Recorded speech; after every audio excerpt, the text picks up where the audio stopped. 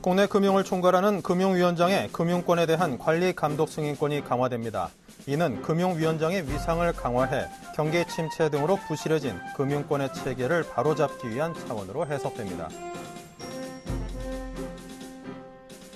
지지부진한 코스피가 12개월 예상 PBR 1.01배로 결국 청산가치 수준까지 떨어진 것으로 나타났습니다. 이는 최근 엔화가 급락하고 한국 증시의 상대적 매력이 떨어지면서 주가 수준이 급격히 하락한 것으로 분석됩니다. 지난해 실질 가계 부채가 전년보다 52조 원 급증하면서 1,100조 원에 육박한 것으로 조사됐습니다. 금융당국은 여러 대책에도 불구하고 상황이 악화되자 가계부채 건전성에 대한 전방위 조사에 돌입했습니다. 4월 취업자 수의 증가폭이 34만 5천 명으로 석 달 만에 30만 명대를 회복하면서 호전 기미를 보였습니다.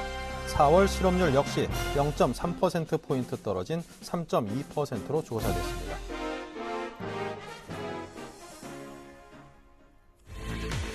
네, 시청자 여러분 안녕하십니까. 오늘장 내일장 진행을 맡은 김동석입니다. 오늘은 5월 15일 수요일입니다. 자, 오늘 순서 시작을 하겠습니다. 현재 지금 2시를 막 넘어섰는데요. 자, 오늘 장 시황이 어떤지 먼저 여러분께 간략히 정리를 해드리겠습니다. 네, 먼저 코스피입니다. 오늘 약보합세입니다. 1.1포인트 정도 빠졌네요. 아직까지 빠졌다는 표현은 그렇고요. 1967.73에서 어제와 비슷한 수준입니다. 네, 코스피 수급입니다. 외국인은 팔고 기관은 삽니다. 하지만 세 자릿수로서 그 팔고 사는 양이 그다지 크다라고 표현할 수는 없을 것 같습니다. 다음은 코스닥입니다. 큰 폭으로 떨어졌던 코스닥이 오늘은 다시금 큰 폭으로 오르고 있습니다. 5포인트가 오르면서 565선까지 올라 있습니다. 코스닥 수급은 어떨까요? 외국인이 사들이면서 오늘 많이 올랐군요. 400억 원 넘게 사들였고요. 기관과 개인은 모두 합해서 한 300억 가까이 팔고 있습니다. 네, 원달러 환율 10원이 올랐습니다. 1113.6원입니다.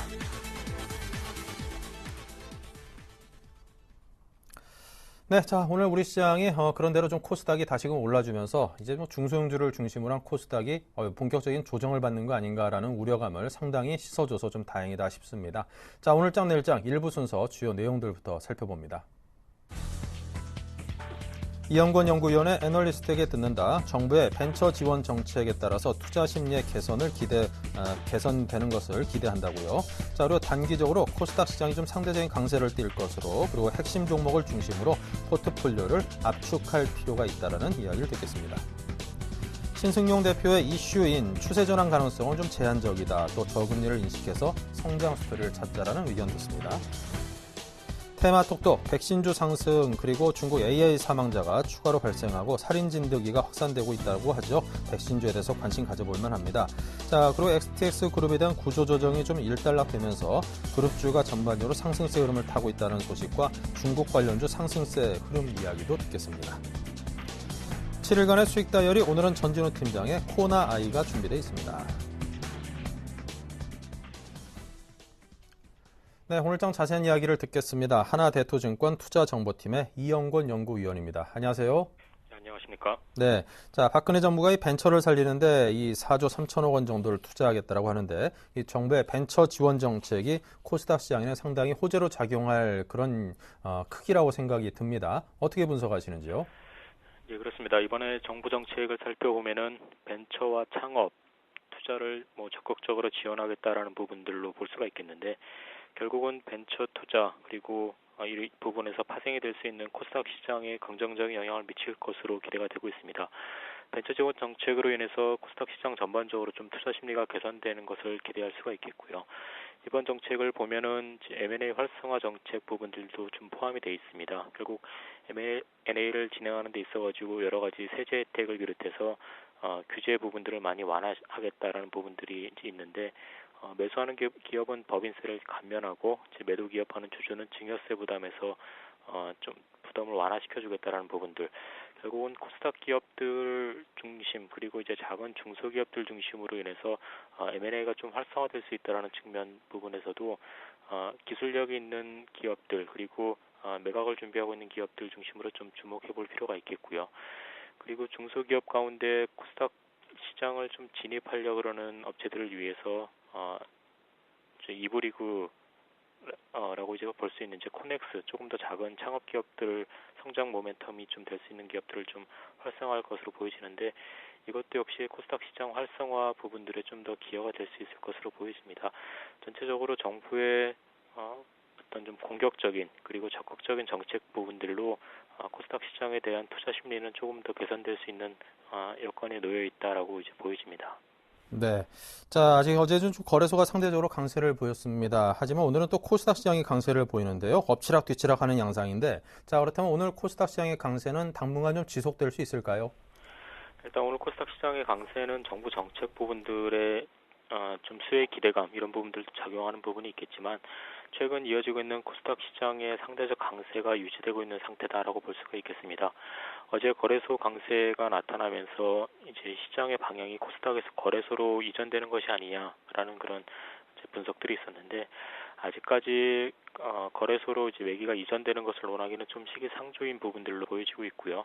결국은 수급의 키를 가지고 있는 외국인의 움직임에 좀 주목해야 될 것으로 보여집니다. 어제 외국인이 거래소에 매수를 했지만 오늘 다시 좀 매도로 돌아서면서 기조적인 움직임을 보여주지 못하고 있다는 측면에서 당분간은 코스닥이 조금 더 좋은 모습을 이어갈 가능성이 높다라고 보여집니다. 다만 좀 주목해서 봐야 될 부분들은 어제 기관들이 코스닥을 좀 매도하고 거래소를 이제 매수하는 그런 모습이 나타났고 오늘도 역시 기관은 코스닥보다 거래소 쪽으로 지금 관심을 가지고 있는 상황입니다. 일단 기관 수급 자체가 거래소 쪽으로 이전하면서 외국인 수급이 돌아서는 국면에서 거래소가 상대적으로 좀 우위를 보일 수 있는 상황이기 때문에 단기적으로는 코스닥이 좀 주목을 하더라도 좀 중기적으로는 거래소 중대형주들 상승을 좀 기대를 해볼 수가 있겠고요. 결국은 중대형주는 조정 시점에 조금씩 분할 매수로 접근하는 그런 전략이 필요한 상황이다라고 이제 말씀드리겠습니다. 네. 자, 이제 실적 시즌이 어느 정도 마무리되고 있습니다. 현 상황에서 또 점검해 볼 만한 또 주목할 만한 업종은 어디일까요? 실적에 따라서 주가 차별화가 진행이 되고 있습니다. 실적 발표 시즌 초기에 일부 업종, 일부 종목들이 이제 어닝 쇼크로 주가가 많이 하락을 했었는데 전반적으로는 예상치에 부합하는 수준이다라고 볼 수가 있겠고요. 시장에 충격을 가져오거나 이런 부분들이 확산되지는 않고 있는 상황입니다. 특히 미국 시장에서는 이제 어닝 시즌이 긍정적인 역할을 하면서 경제 회복 기대감과 맞물려서 증시 상승을 이끌고 있는 요인이 되고 있는 상황인데요. 1분기 실적 부분들 이제 마무리가 되고 2분기와 3분기 실적 이 전망이 결국 주가에 영향을 미칠 것으로 보여집니다. 최근 들어서 이제 어닝 기대감이 좀 커지고 있는 업종 가운데는 역시 반도체 업종을 들 수가 있을 것 같습니다. 하이닉스를 중심으로 한 반도체 업황 1분기보다 2분기 조금 더 개선이 될 것으로 보여지고 있고 어닝 서프라이즈 기대감까지 조금씩 생겨나고 있는 상황입니다. 역시 반도체 관련된 종목들 단기적으로 좀 관심을 가질 시점이다라고 보여집니다. 네. 자, 끝으로 마감 전략, 또 향후 투자 전략 함께 제시해 주십시오. 거래소는 보합권에서 등락을 나타내면서 관망세가 좀 무색한 상황인데요. 당분간은 좀 등락 과정이 나타나면서 방향성을 모색하는 과정이 이어질 것으로 보여집니다. 중소형주는 어제 주가가 한번 조정을 받은 이후에 반등 시도를 하고 있지만 종목별로 차별화되는 모습이 나타나고 있습니다. 그동안은 좀 무차별적인 상승이었다라고 하면은 실적 발표 그리고 실적 전망에 따라서 주가들이 좀 차별화될 수 있기 때문에 결국은 종목을 너무 많은 종목들을 가져가기보다는 좀 핵심적인 종목들 중심으로 포트폴리오를 가져가는 것이 필요한 그런 상황이다라고 볼 수가 있겠고요. 앞서 말씀드렸다시피 단기적으로는 코스닥 중소형주 중심으로 트레이딩 대응하겠지만 조금 더 조정을 받는다 그러면은 중대형주도 조금씩 관심을 가져나가는 전략이 필요한 시점이다라고 보겠습니다. 네, 자, 지금까지 하나대투증권의 이영권 연구위원과 함께했습니다. 감사합니다. 예, 감사합니다.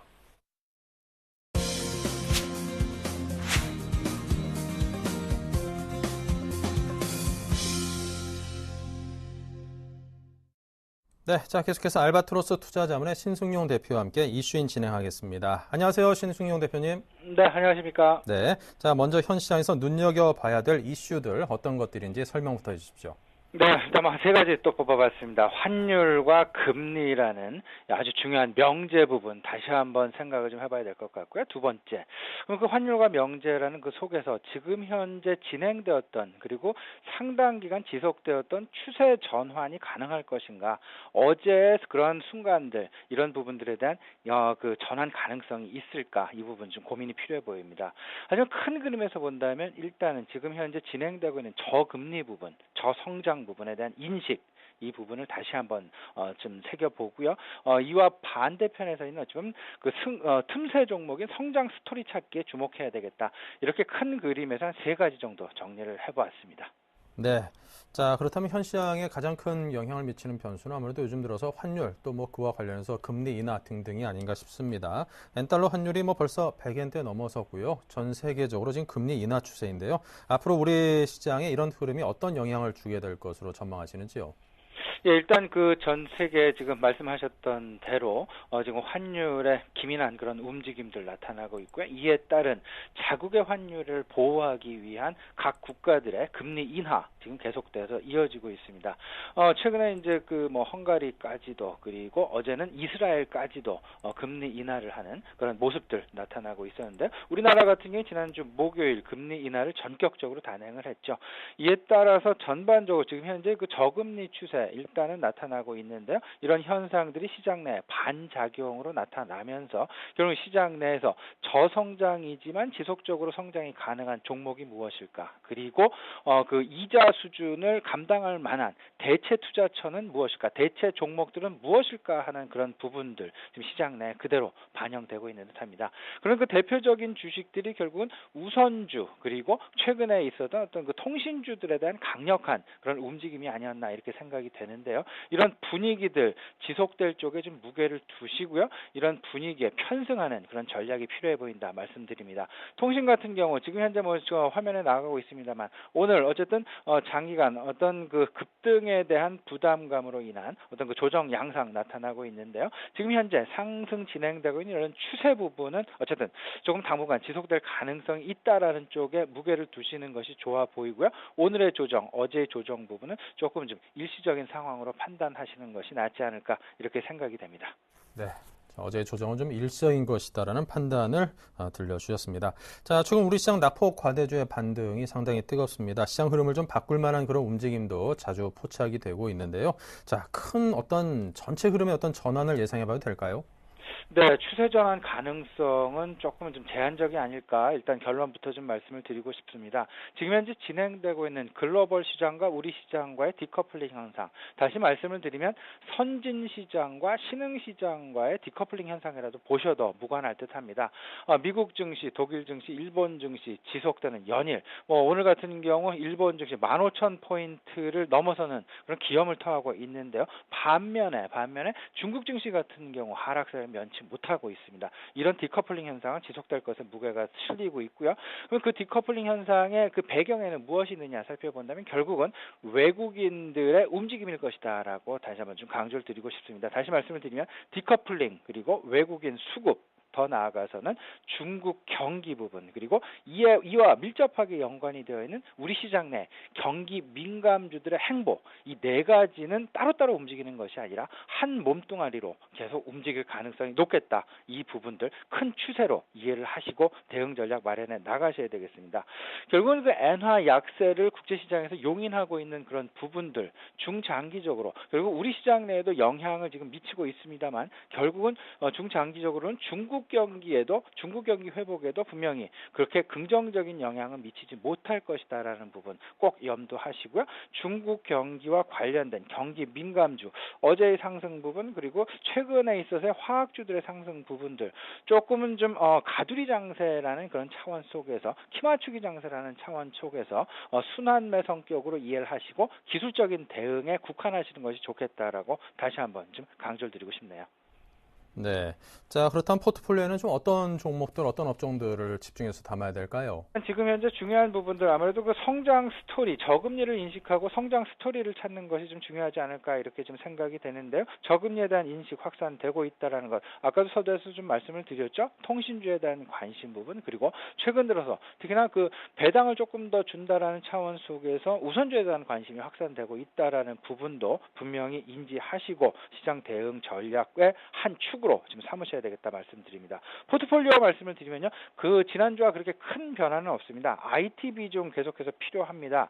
35% 내외. 그 이유는요. 지금 현재 성장 스토리를 유일하게 지금 보유하고 있는 가장 편안한 업종이 IT 업종이기 때문입니다. 그리고 지금 현재 뭐 자산 관련된 경기 소재 그 자산 관련주들 계속되는 지금 비중 필요해 보이고요. 석유화학 주식 일단 좀 단기적인 그 상승이 나타났었습니다만 일단은 지금 현재 뭐 가격적인 관점 전반적인 차원에서 아직까지는 좀 팔 때는 아니다. 좀 공격적으로 팔 때는 아니다. 조금 더 지켜볼 필요가 있어 보인다라는 차원에서 석유화학 주식 그대로 10% 유지해 드리겠습니다. 그리고 통신주 어제 오늘 일시적인 조금 좀 조정세 나타나고 있는데요. 계속되는 관심 부분 시장의 저금리 인식이 확산이 되면서 그 대체 투자처를 찾고 있는 그런 상황들 지속될 것이라는 관점 속에서 통신주에 대한 관심이 여전히 유해 보인다 말씀드립니다. 또 이와 마찬가지 개념이 되겠습니다. 유틸리티주 역시 마찬가지 개념으로 전반적인 차원 이해하시면 어떨까 싶습니다. 네. 자, 지금 연준에서는 뭐 그동안 시행해오던 양적 완화에 대해서 이것들을 조금씩 좀 줄여나갈 수 있다라는 그런 움직임도 보여지고 있는데요. 그것들이 우리 증시에 미칠 영향이 있을까요? 제 개인적인 판단은 어제 최근에 나타나고 있는 미국 시장 내에서의 양적 완화를 조정할 가능성, 좀 조기 그 엑시트 전략의 조기 출구 전략에 대한 어떤 그 논의가 지금 제기되고 있다라는 부분도 시장의 일시적인 조정의 빌미로 좀 작용되는 그런 부분들 보였습니다. 하지만 제 개인적인 생각은 지금 당장 어떤 올 연내라도 양적 완화를 조정할 가능성은 극히 희박하다라는 그런 생각 좀 가져봅니다. 그 가장 큰 배경 말씀을 드려보면요. 지금 현재 진행되고 있는 양적 완화 분위기 조건을 분명히 달았죠. 고용 부분에 대한 조건이 되겠습니다. 고용 지금 현재 7.4%까지 내려가 있는 어떤 그 개선되어 있는 고용 부분이 그 실업률 자체가 6.5%라는 선을 분명히 그었다라는 점이 되겠습니다. 지금 현재 6.5%까지 어떤 그 실업률이 개선되기 위한 월별로 좀 따져 본다면요. 매월 한 15만 건 이상의 신규 일자리가 창출되어야 하는 그런 상황들이 지금 이뤄지고 있습니다. 지금 시퀘스터가 진행되고 있는 그런 상황들, 여타 상황들 모든 부분들을 좀 생각을 해본다면 이런 지금 좀 단기적으로 양적 완화를 조정할 가능성은 극히 희박해 보인다. 다시 한번 좀 강조해 드리고요. 우리 시장 내에 미칠 영향 매우 희박하다 이렇게 좀 말씀드리겠습니다. 네. 자, 우리 시장에 미칠 영향은 좀 희박하다 이런 의견을 주셨습니다. 자, 전반적으로 이제 우리나라는 뭐 수출업을 위주로 이제 경제 구조가 짜여져 있는 나라인 만큼 우리 물건을 좀 내다 팔 곳의 시장의 경기 상황도 상당히 중요한 것 같습니다. 요즘에 미국이라든가 뭐 바로 옆에 나라는 좀 샘나긴 하지만 일본 같은 데는 요즘 완전히 뭐 좀 조화를 하고 있는 그런 상황인 것 같고요. 자, 유럽 쪽도 우리의 큰 시장이니만큼 그쪽의 경기 상황도 상당히 우리 경제에 중요한 변수가 될 듯한데요. 요즘 들어서 이제 뭐 좀처럼 침체 국면에선 벗어나지 못하고 있는 양상입니다. 유럽 쪽에서의 어떤 경기 상황에 대해서 어떤 전망을 내리십니까? 예, 유럽 쪽 점진적인 개선이 분명히 나타날 것이다라는 쪽에는 의문의 여지가 없는 듯합니다. 하지만 이제 그 시간이 상당히 많이 걸린다라는 부분이 되겠죠.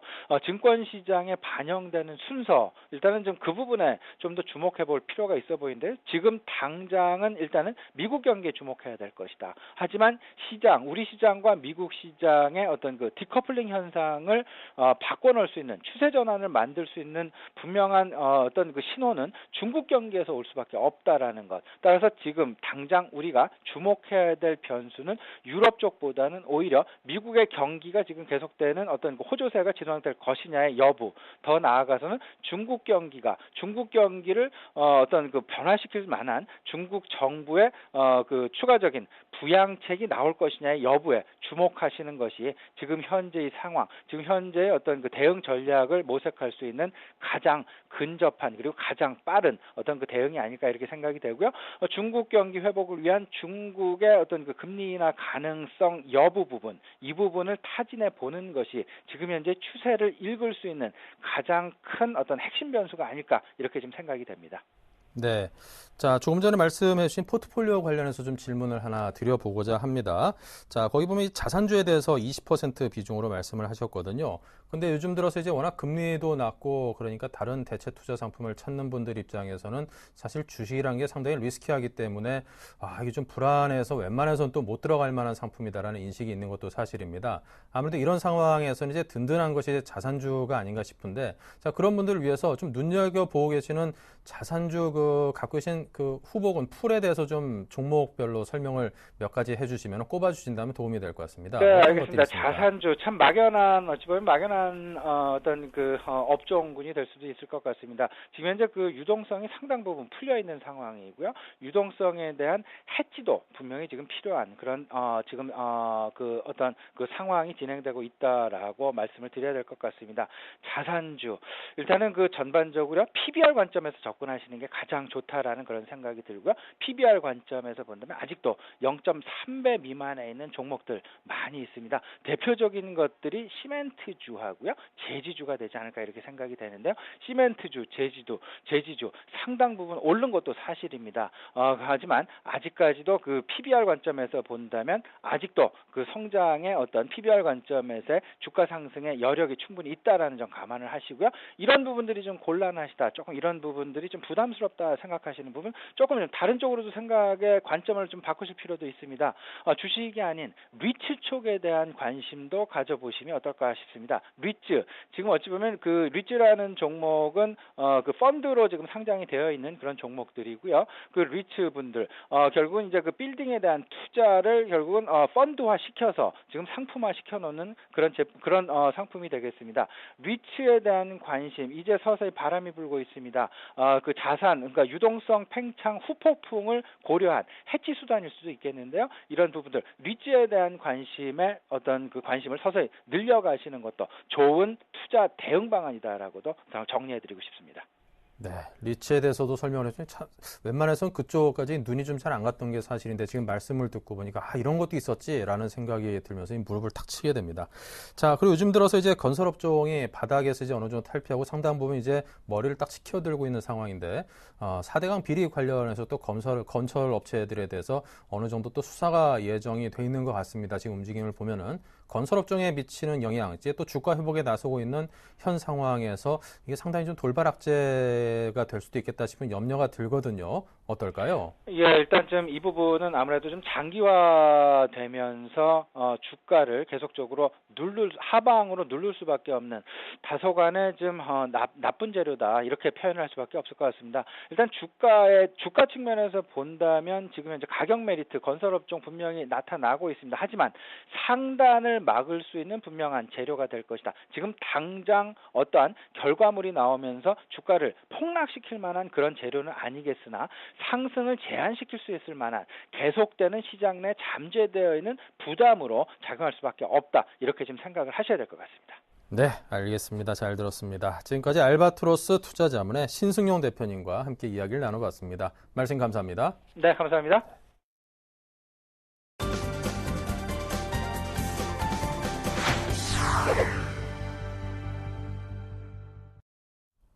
네, 테마주를 알아보는 테마톡톡 시간입니다. 자, 오늘은 백신주, STX 그룹주, 중국 관련주에 대해서 여러분께 상세히 하나하나 분석을 해보도록 하겠습니다. 자, 먼저 현재 이 테마들 어떤 움직임을 보이고 있는지 하나하나 살펴보죠. 먼저 백신주입니다. 네, AI 관련해서 또 슈퍼 진드기 관련해서 여러모로 백신주에 대한 관심이 상당히 뜨겁습니다. 지금 전반적으로 상승을 하고 있는데요. 상한가까지 올라가고 그런 뜨거운 상승은 아닙니다만 그동안 3% 안팎의 두터운 상승세를 이뤄내고 있습니다. 파루가 3%, 이글베지 역시 3.7%, VGX 인터가 지금 현재 3% 정도 상승을 하고 있고요. 웰크롬만이 소폭 약세를 띠고 있네요. 네, 다음은 STX 그룹주입니다. 채권단과의 협의가 어느 정도 순항을 하고 있다는 소식이 전해지고 있습니다만 이것이 완결이라고 볼 수는 절대 없겠죠. 이제 막 첫걸음을 띄었다라는 평가가 오히려 더 적절하다. 이런 분석이 전문가들로부터 대체적으로 많습니다. 이거를 반영이라도 하듯이 그런 호재가 있었음에도 불구하고 STX 그룹주들 전반적으로 상승해봤자 0.34% 정도의 소폭 상승이고요. 오히려 지주사인 STX는 3% 가까이 빠지고 STX 페노전, 산은으로의 인수가 어느 정도 정도 방향이 잡혀가고 있죠. 역시 1% 정도 하락을 하고 있습니다. 여전히 갈 길이 멉니다. 네, 다음은 중국 관련주입니다. 중국 쪽에서 요즘 전반적으로 좀 경제 자체가 좀 나아질 수도 있지 않겠는가 그런 기미가 보이면서 차이나하우란, 차이나킹 등등 지금 7%와 2%, 5% 가까운 상승세를 보이는 종목들이 있고요. 중국 식품 포장은 상한가까지 올라 있는 그런 움직임입니다. 네, 중국 관련주가 가장 뜨겁네요. 어떻게 보면 백신주도 중국 관련주로 갈 수도 있겠다 싶은 생각이 듭니다. 자, 그럼 이제 먼저 하나하나 풀어보겠습니다. 신종 바이러스 또 살인 진드기 공포의 관련 백신주가 상승하고 있는 움직임입니다. JB스탁의 김진경 전문가를 연결합니다. 안녕하세요. 네, 안녕하세요. 네, 백신주가 상승하고 있는 원인부터 분석해 볼까요? 예, 최근 백신주들이 급등하는 모습을 자주 나타내고 있는데요. 중국 상하이에서 그동안 사람에게 전염되지 않았던 조류 인플루엔자 감염자 추가 사망 소식이 전해졌고요. 또한 사우디아라비아에서 유사 사스 바이러스인 신종 코로나 바이러스로 인한 사망자가 늘어났다는 소식이 전해지기도 했습니다. 그리고 국내에 살인 진드기에 물린 것으로 의심되는 환자가 발생했다는 소식에 백신주들이 일제히 뚜렷한 모멘텀 없이 급등세를 보이는 것 같습니다. 네. 자, 그렇다면 이제 백신주, 앞으로도 이런 상승 흐름을 이어갈 수 있을지 전망이 궁금한데요. 백신주들이 최근 계속적으로 급등세를 보이면서 가격 거품이 일어나고 있는데요. 백신 관련 테마주의 급등은 실적이 반영된 정상적인 가격 상승이 아닌 일종의 기술적 반등으로 백신의 보여져 투자에는 신중을 기할 필요가 있겠습니다. 백신의 개발과 상용화까지는 상당한 시간이 소요되는 만큼 이번 조류 인플루엔자, 신종 코로나 바이러스 등의 사태가 제약업계의 실적 향상으로 이어나가기는 힘들 것으로 보여지고요. 따라서 기술적으로 접근하시되 단기 트레이딩 관점으로 바라보시는 것이 좋겠습니다. 단기적인 관점으로 접근을 해보자. 그렇다면 투자할 때 가장 해볼 만한 종목 어디일까요? 전반적인 백신 테마주들을 살피면 시가총액이 상당히 작고 기업 펀더멘털이 불충분한 종목이 대다수입니다. 그렇기 때문에 기관이나 외국인들의 수급을 기대하기도 어려운 상황이고요. 그나마 두 부류로 분류를 해본다면 시가총액 500억 미만이라서 테마가 시장에서 형성될 때 상승 탄력이 강하게 붙는 종목과 시가총액이 500억 이상인 상대적으로 덩치가 큰 기업들로 분류를 해볼 수가 있겠는데요. 그렇기 때문에 테마주 관점에서 접근한다면은 기업 펀더멘털을 기대하기가 어렵고 나온 뉴스로 진위를 파악하기 힘든 것이 이 업계입니다. 따라서 테마가 형성되고 난 뒤에 급등과 변동성을 확대해야 되기 때문에 트레이딩 관점으로 접근을 해주시고요. 이미 조류 인플루엔자, 살인 진드기 관련 뉴스는 많이 나온 상황이고요. 웬만한 백신 관련 대장주들은 많이 올랐기 때문에 매물대에 부딪히면서 급락이 나올 수도 있는 상황이기도 합니다.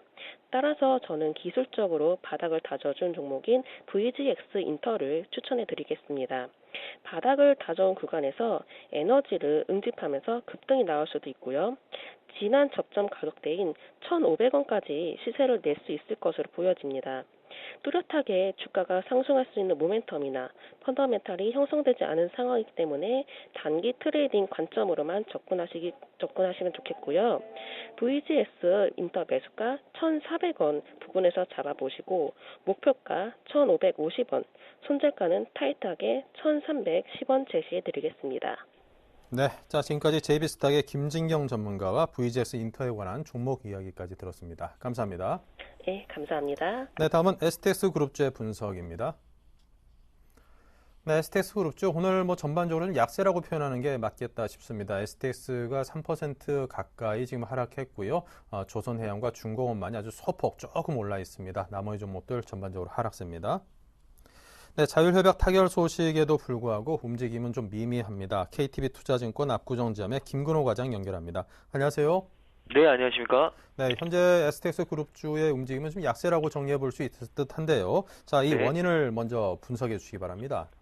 네, 일단 어느 정도 시장에 소문들이 좀 나왔다라는 부분들이 오늘 아침에는 좀 좋게 주가들이 나왔지만 오후 들어서 좀 많이 밀린 어떤 느낌이 있는 것 아닌가라는 말씀을 좀 드릴 수 있을 것 같고요. 일단 이 STX 그룹주 전반적으로 구조조정에 대한 큰 고비는 어느 정도 좀 넘긴 것 같습니다. 일단 뭐 여러 가지 자산 매각 그리고 뭐 계열사 매각 이런 부분들로 유동성 확보 그리고 또 자율협약 타결에 대한 소식들 이런 부분들이 이 STX 그룹주를 좀 살리겠다라는 의지의 어떤 표현이 아닐까라는 말씀을 좀 드릴 수 있을 것 같고요. 일단 STX 그룹 같은 경우 이제 양대 축인 조선과 해운 부문 가운데 조선만 남기고 모든 부문을 좀 판다라는 방침이 서 있다. 라는 보도들이 좀 속속들이 나오고 있는데요. 일단 해운 부문 같은 경우 국내 벌크선 1위 업체죠. STX 페노션 일단 비공개와 공개 매각에 모두 실패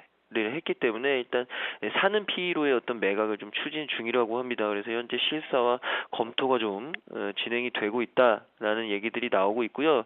일단 지주회사인 STX 같은 경우에는 뭐 페노션 지분 한 27.36% 정도를 보유하고 있는데 뭐 시가총액이 뭐 6천억 넘게 뭐 7천억 가까이 되는 것을 좀 감안하면 일단 뭐 이 지주회사가 가진 지분 가치는 1,900억 정도 되는데요.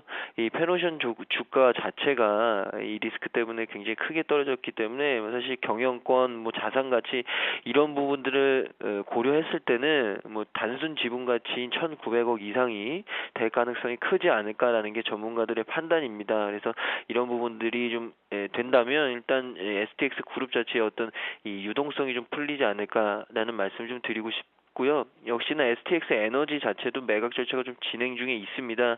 그래서 사모펀드 쪽 일단 양해각서는 최근에 체결이 됐는데 과연 이 STX 에너지 역시도 어떻게 매각이 되느냐 이 문제가 굉장히 좀 중요한데 그 이유가 이 STX 에너지의 체제 주주가 된 일본 오릭스와의 어떤 경영권 이 부분에 있어서의 공방이 어느 정도 좀 수면 위로 떠오를 가능성이 커졌기 때문에 이런 부분들이 좀 해결이 돼야 이 STX 전반적인 유동성도 풀리고 그간의 어떤 문제점도 좀 풀릴 가능성이 있겠지만 오늘 뭐 아침에 상승했다 빠진 이유는 역시나 뉴스에 대한 유출로 좀 봐야 될 것 같고요. 일단 고비는 넘겼지만 갈 길은 아직까지 굉장히 좀 많이 남지 않았나라는 말씀도 좀 덧붙여드리겠습니다. 네. 자, 그렇다면 이제 STX 그룹주의 향후 전망과 전략이 중요할 텐데요.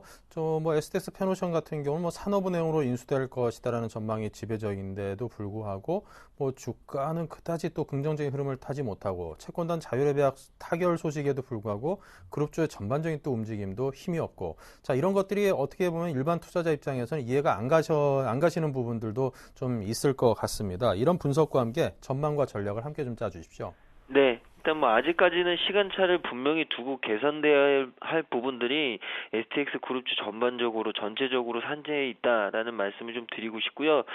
일단 뭐 자율협약이 타결이 됐고 뭐 이 보유하고 있는 지분의 매각, 자산 매각들 여러 가지 소식이 나왔는데도 과연 왜 이렇게 주가가 움직이지 않느냐? 일단 뭐 항상 거의 같은 패턴이었던 것 같습니다. 아직까지는 정확하게 어떤 부분들이 이루어진다라고 체결이 확실하게 된 부분들이 아직까지는 그렇게 많지 않기 때문에 이런 부분들이 아직까지는 주가를 좀 누르고 있는 악재로 작용하는 것 아니냐라는 말씀을 좀 드리고 싶고 뭐 어제 같은 경우 거래량 STX 지주회사만을 놓고 봤을 때는 거래량과 뭐 상승폭이 좀 나왔는데 역시나 그 틈을 타서 또 기관들의 매물이 나왔습니다. 그러니까 매물들의 압박 역시도 이 주가를 회사도 회생이지만 주가도 회생시키지 못하는 가장 큰 어떤 요인이 아닐까라는 말씀을 좀 드리고 싶고 당분간은 이 시간차는 어느 정도 좀 두고 이 주가를 좀 확인을 하셔야 될 것 같습니다. 그러니까 뭐 단기적으로 접근하시겠다라는 생각보다는 오히려 중장기적으로 접근을 하겠다. 그럼 중장기적으로 접근하기 위해서는 과연 STX 그룹주의 펀더멘탈이 얼마나 개선이 되느냐 이 부분을 꼭 체크하시라는 말씀도 좀 덧붙여드리겠습니다. 네. 자, 그렇다면 나는 그래도 STX 그룹주, 뭐 하이리스크 하이리턴을 한번 노려보겠다라는 투자자분들을 위해서는 어떤 종목을 그 안에서 골라주시겠습니까? 네, 역시나 뭐 회사 전반적으로 재무 구조가 개선되면 지주회사가 가장 큰 수혜를 받을 가능성이 크지 않을까라는 생각이 있고요. 따라서 이 STX 지주회사 종목을 좀 말씀을 드리고 2,700원대 현재 가격대는 접근은 가능한 구간입니다. 근데 아까도 말씀드렸듯이 시간이 좀 걸릴 가능성이 분명히 있다. 라는 말씀을 좀 드릴 수 있을 것 같고요. 지금 가격대에 접근하시는 분들은 1차 목표로는 10% 정도 있는 3,000원 정도 접근을 하시면 될 것 같고, 만약에 3,000원을 돌파할 이후에는 2차 목표는 3,500원대 가격이 될 수 있다라는 말씀을 좀 드리고, 지금 가격대가 매물대가 굉장히 많습니다. 그러니까 주가도 마찬가지고 회사 전체적인 회생도 마찬가지고 시간이 어느 정도 좀 필요하다라는 말씀 다시 한번 드리겠습니다. 네. 근데 이제 뭐 어떤 구조조정 같은 것들이 만약에 좀 강하게 드라이브가 걸린다라면은, 지주사가 아무래도 뭐 이런 일이 반드시 있는 건 아닙니다만, 뭐 감자라든가 뭐 여러 가지 뭐 그런 것들이 있지 않습니까? 구조조정 때 이게 기업들이 겪게 되는 어려움. 잘 주주 입장에서는 상당히 괴로운 시간들일 텐데요. 지주사라면 좀 그런 것들을 좀 직격으로 맞을 위험성도 있지 않을까요? 그 리스크에 대해서는 어떤 판단을 내리시는지요? 네, 뭐 분명히 그러니까 정리가 되고 나서는 또 STX 자체적으로 좀 액션이 취해질 가능성도 분명히 배제는 할 수가 없습니다. 뭐 압박도 있을 거고요, 여러 가지가 있을 텐데, 그러니까 제가 다시 한번 말씀드리지만 시간이 굉장히 오래 걸릴 수 있다라는 말씀을 다시 한번 드리고 싶습니다. 그러니까 뭐 단기적인 성향을 가지고 계신 분들은 뭐 만약에 접근을 하셨다면 오히려 이 회생에 대한 확실한 뉴스가 나왔을 때 뉴스에 매도를 하시는 전략을 가지고 가셔야지, 그 이후에 또 회사의 어떤 정상화에 대한 기대감까지 가지신 분들이라면 시간은 또 굉장히 좀 롱텀으로 지켜보시는 투자가 되지 않을까라는 말씀 드리고요. 단기적 성향으로 좀 접근하시기에는 분명히 부담이 있는 종목이다라는 말씀도 드리겠습니다. 네, 부담도 크고 만약에 투자를 하시려면 좀 긴 롱텀을 염두에 두시고 투자를 하십사는 그런 의견을 주셨습니다. 자, 지금까지 STS 그룹주에 대한 분석을 들어봤습니다. 김근호 과장이었습니다. 감사합니다. 네, 감사합니다. 네, 이어서 중국 관련주 볼까요? 네, 차이나 하오란이 지금 6.5% 올랐고요. 중국 식품 포장 상한가까지 치솟아 있습니다. 차이나 그레이트 5%대 중반까지 올라 있습니다. 전반적으로 강한 강세입니다. 네, 텐스탁의 김소윤 대표 연결하겠습니다. 안녕하세요. 네, 안녕하세요. 네, 중국 관련주 상승세가 상당히 드셉니다. 자, 그 비결부터 분석해보죠. 네, 역시나 오늘 이 중국 관련주 효과는 자진 상패, 특히 이제 중국 식품 포장의 자진 상패의 영향으로 조금 풀이가 되고요. 또 하나 말씀드릴 수 있는 포인트가 최근에 좀 급등을 했다가 약간 조금 쉬어가고 있는 흐름인데, 역시나 한 번 더 가격적인 메리트가 부각되고 있는 흐름입니다. 자, 중국 식품 포장 얘기를 좀 해볼게요. 자진 상패가 들어갔습니다. 그래서 주당 4,500원에 공개 매수를 한다고 합니다. 지금 현재 오늘 가격 제한폭인 상한가에 들어간 상태에서도 4,350원이기 때문에 추가적으로 150원 안쪽으로 산다면은 수익권이 되겠죠. 꾸준하게 가격적인 상승이 조금 있을 수 있기 때문에 그래도 좀 가지고 계신 분들이라면은 내일 오전장으로는 정리를 하시는 전략이 가장 좋지 않을까 말씀을 드려보겠고요. 여타 이제 다른 종목들 마찬가지로 최근 들어서 이슈가 되고 있는 중국의 이런 저평가주에 대한 메리트 자체가 부각이 되고 있기 때문에 상승을 꾸준하게 좀 오늘도 이어가지 않은가 판단이 됩니다. 보통 이제 차트 흐름상으로 봤을 때 급등이 나온 이후에 잠깐 쉬어갔다가 다시 올라가는데, 오늘이 약간 쉬는 그 타임에 마지막 구간이 되지 않았나 판단이 되고 있고요. 역시나 아직까지 현 가격에서도 PER 5 수준밖에 안 되는 정도의 가격을 가지고 있습니다. 그래서 중국 관련주들은 꾸준하게 갖고 있다면은 또 자진 상패에 대한 또 기대감까지 볼 수가 있겠죠. 그 가능성까지 염두에 두고서 비중 중에서는 한 10% 정도 가져가시는 것도 나쁘지 않나 해서 오늘은 좀 상승한 이유가 역시나 자진 상패 중국 식품 포장을 빌미로 해서 상승을 좀 이어가지 않나 이렇게 말씀드려보겠습니다. 네, 자, 그렇다면 이 중국 관련주의 전망은 어떤지요? 여전히 밝습니까? 또 관련주에 대해서 갖고 계시는 전략은 어떻습니까?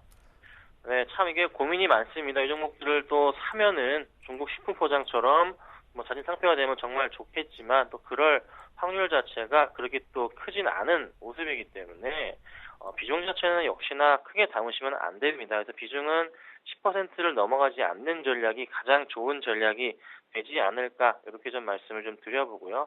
뭐 중국 식품 포장 같은 경우는 차트 흐름도 최근에 굉장히 양호했습니다. 특히 뭐 올해 1월 말부터 해서 1월 30일 저점을 찍고 나서부터 지속적인 상승을 가지고 왔기 때문에 차트상으로도 굉장히 이쁜 모습이었는데, 오늘로써 이제 식품 포장은 빠이빠이죠. 더 이상 이제 매수는 할 수 없는 종목이고요.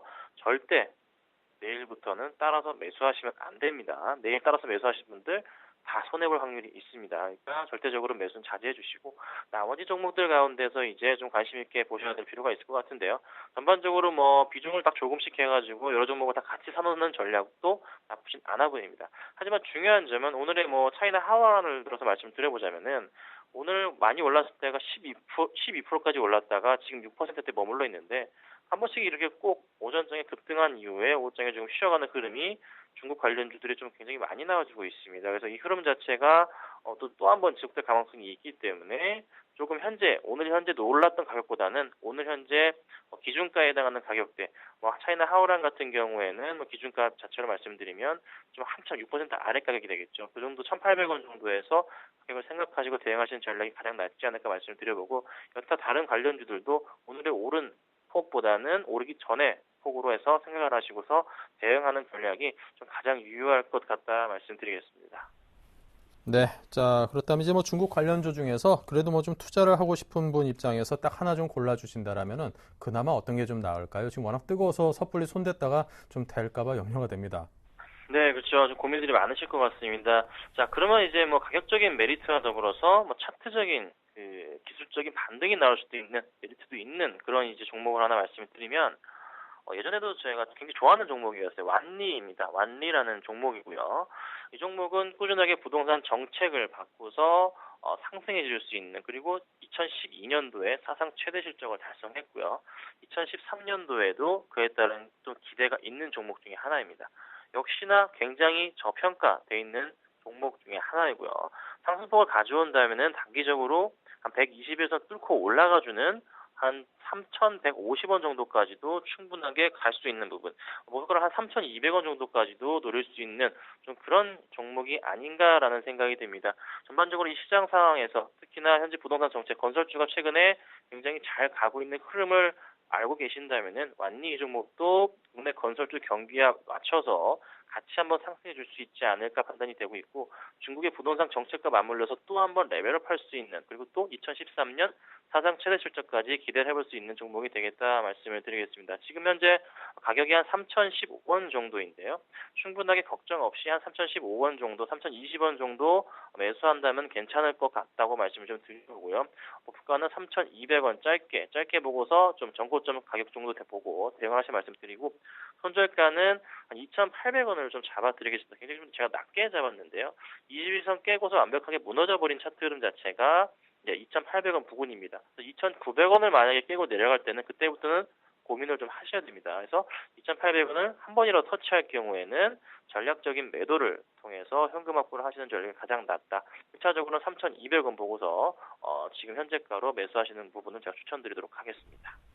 네, 자 이렇게 해서 지금까지 중국 관련주에 대한 분석을 해봤습니다. 김선윤 대표였습니다. 감사합니다. 네, 감사합니다. 네, 자 이렇게 해서 오늘은 테마톡톡 저희가 세 가지 테마에 대해서 풀어봤습니다. 백신주, STS그룹주, 중국 관련주에 대해서 살펴드렸습니다.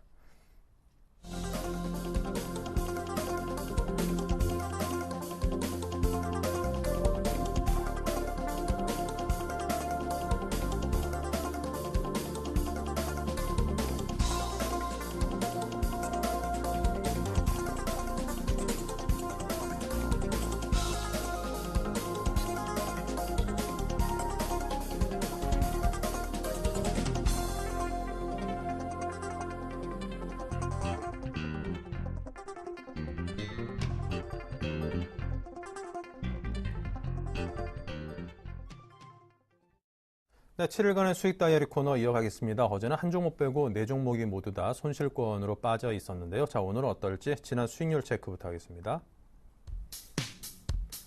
네, 오늘은 전반적으로 많이 회복이 됐습니다. 미래나노텍 1.8% 수익, 유진로봇 1% 수익, SBI 엑시즈 4.5% 수익으로 올라섰고요.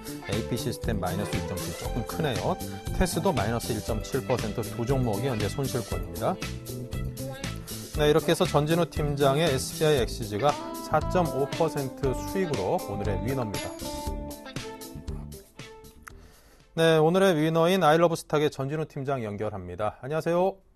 네, 안녕하세요. 네, SBI 엑시즈가 오늘 어제 좀 떨어졌다가 오늘 다시금 반등하는 그런 모습입니다. 일단은 4.5% 수익을 내고 있는데요. 이 종목에 대한 대응법을 알려주십시오. 네, SBI 엑시즈 국내 상장된 일본 내 전자결제 서비스 업체인데요. 종목을 접근했던 관점이 전자결제 산업의 성장과 그리고 이 최근에 엔화 약세에 대해서 수혜를 보는 종목으로 접근을 했었고요. 그러다 보니까는 이 한 주간에 이 엔달러 환율의 이슈에 굉장히 민감하게 반응을 했었고, 특히 어제 같은 경우에 그 엔저 우려가 시장에서 엔저 우려가 약해지고 대형주들의 좀 저가 매수세가 유입되면서 그동안 소외됐던 운수장비 업체 중심으로 이 코스피가 반등을 좀 크게 줬었죠. 그리고 반대로 코스닥의 대부분 종목들이 좀 무너지면서 SBI 엑시즈 역시 장중에 좀 하락을 하다가 종가에 7,070원대 좀 소폭 상승을 보였고, 오늘 뭐 그 구간 안에 오전에서 좀 변동성 구간 안에 지금 현재 있습니다. 그 SBI 엑시즈의 주가의 움직임이 주된 요인이 이 엔화라면은 최근에 이 엔달러 환율이 이 상반기에 100엔 이상으로 돌파할 거라고 세계 시장에 그 어떤 은행도 예측하지 못했다고 합니다. 근데 그 기관의 예측이 무능하기보다는 그 아베노믹스 일본 정부의 정책이 예측 불허의 행보를 하지 않나 싶고요. 그래서 엔화의 약세가 어느 정도까지 진행될 거다, 뭐 이런 레벨을 판단하는 것은 사실 이 판단의 근거를 대기가 참 어려움이 있고요. 현재 시점에서 엔화의 방향성에 대한 어떤 사실들만 좀 나열을 드리자면, 최근에 그 100엔대를 좀 넘어서면서 엔화의 2차 약세에 대한 우려가 좀 높아지고 있고요. 다만 엔화에 대한 투기 자금이 엔달러 환율에 좀 복합적으로 영향을 주고 있기 때문에 지금처럼 지속적으로 일본 시장의 주식시장이 선전을 하고 그다음에 해외 채권의 투자가 어떤 매력이 없다라고 하면은 과거의 그 엔화 약세기처럼 이 엔캐리 트레이딩은 이루어지지 않을 것으로 보이고요. 그렇게 되면 오히려 해외에서의 투자 자금이 일본으로 다시 들어오는 그 귀환되는 속도가 빨라지고, 결국은 그것이 이제 엔화 약세를 더디게 하는 어떤 순기능으로 가져올 수 있을 거로 보여집니다. 근데 결국은 속도감의 차이는 있지만 어쨌든 엔화의 방향성은 추가적인 약세에 좀 비중을 둔다라는 거죠. 그렇게 보면은 SBI 엑시즈 역시 전자결제 시장의 성장과 엔저에 대한 어떤 중장기 모멘텀을 가지고 있고요. 최근에 가파른 상승을 했다고 해도 업종, 그 전자결제 시장의 업종 PER이 한 20배가 넘는데, 현재 시점에서 6,800원, 7,000원대 구간 14배, 15배 정도의 PER을 갖고 있기 때문에 여전히 가격적인 메리트는 있다라는 겁니다. 다만 어제도 그렇고 오늘도 그렇고 장중의 변동성을 크게 주는 종목의 움직임을 보이기 때문에 매매가 좀 빠르게 가능하신 분들은 상단과 하단을 좀 높이는 박스권 구간을 전해서 이 트레이딩 매매도 가능할 테고요. 그리고 매매 센스가 조금 약하신 분들은 좀 어제와 같은 좀 시장 영향으로 개별 종목들 밀리는 상황이 아니라면 이 5일선을 이탈하지 않은 범위 내에서는 지속적으로 좀 보유하셔도 되는, 흔히 뭐 5일선 트레이딩이라고 하죠. 뭐 그런 종목으로 좀 접근하셔도 될 것 같고요. 현재 구간에서 좀 지속적으로 보유하셔도 될 종목으로 보여집니다. 네, 자 그러면 SBI 엑시즈는 현 구간에서 보유. 자, 새로이 또 하나 나는 더 좀 추가로 보유하고 싶다. 어떤 종목이 있을까요? 오늘 역시 같은 맥락인데요. 그 코나이라는 종목을 소개를 드리겠습니다. 이 IC 칩이 내장된 스마트 카드와 그다음에 모바일 결제 보안용 솔루션을 제공하는 업체인데요. 이 주된 사업으로 IC 카드 부분에서는 한국의 경우에는 2012년 지난해 그 마그넷 카드에서 이 IC 카드로의 금융카드 전환이 이루어졌고요. 중국이나 미국 시장에서는 올해부터 그 전환이 이루어지는데, 현재 코나이가 중국의 5대 은행 중에 4개 은행과 관련해서 공급업체로 지정을 받았고, 미국 시장에서도 역시 4개 은행의 지정을 받아 있고, 올해 뭐 중국과 미국에서의 매출이 좀 본격화될 것으로 보여지고, 오늘도 뭐 이제 그런 이슈들이 자꾸 뉴스로 나와서 좀 가격 변동을 좀 크게 줬었던 그런 모습을 보이고요. 앞으로도 추가적으로 중국의 지방은행의 입찰과, 그래서 올해 이제 좀 본격적인 미국 진출을 위해서 하반기에 현지 법인을 좀 설립할 계획을 가지고 있고요.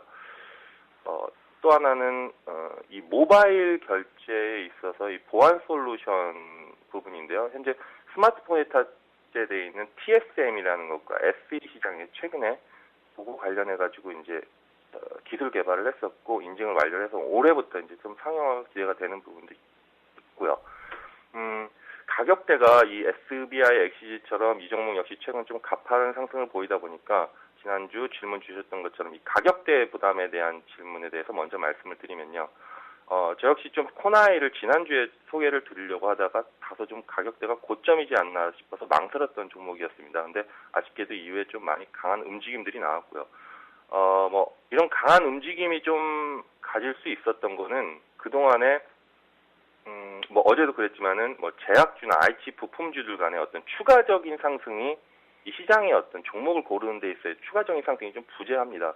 그래서 시장에 관심이 쏠릴 수 있는 이 수주를 통한 모멘텀을 가지고 있고요. 그러다 보니까 연기금을 중심으로 한 기관 수급도 강하게 들어와줬고, 현재 기술적인 움직임 역시 이 종목 역시 39,000원대에 좀 윗꼬리를 만들면서 조정을 보이는 움직임이라고는 하지만 그래도 역시 신고가 움직임에서 상승 추세를 깨지 않는 그런 움직임을 주고 있기 때문에 목표가를 한 42,000원대 정도로 두고요.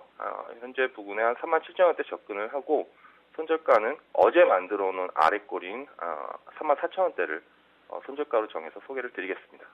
네, 알겠습니다. 자, 오늘 코나아이에 대해서 신규 추천 종목으로 아이러브스탁의 전진우 팀장으로부터 들었습니다. 말씀 감사합니다. 네, 감사합니다. 네, 자 이렇게 해서 오늘장 내일장 1부 순서는 여기서 마치고요. 잠시 후 오늘장 마감 상황과 함께 2부에서 찾아뵙겠습니다.